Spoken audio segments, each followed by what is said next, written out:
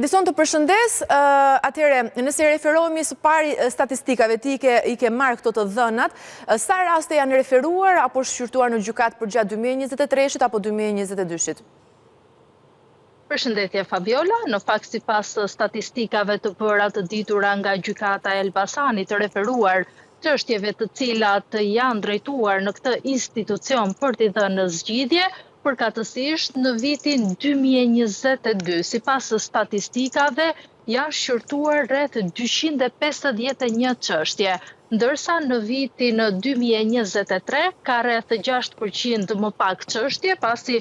shifrat flasin për 224 çështje, çka në total përgjatë 2 viteve kemi të bëjmë me rreth 475 çështje të trajtuara në gjykat vetëm për dhunë në familje. Rreth 90% e denoncimeve dhe e dosjeve të shqyrtuara kanë ardhur kryesisht nga policia e Elbasanit, e cila ka referuar dosjet në gjykat për shkak të rasteve që janë paraqitur për të bërë denoncim në këtë institucion. Kanë qenë gjyqtarët të cilët kanë vlerësuar në fakt dhe kanë dhënë shumë masa, mes të cilëve edhe urdhra të menjëhershëm.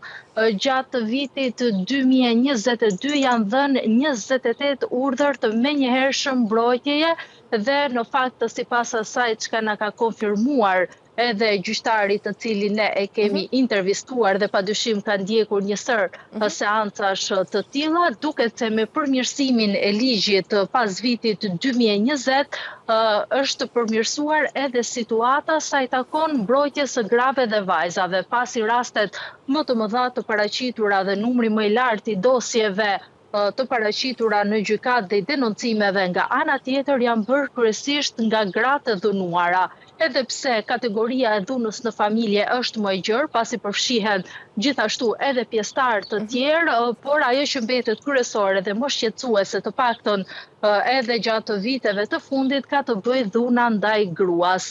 Lajmi i mirë në fakt është se në rast se një grua është në një situatë dhune dhe dëshiron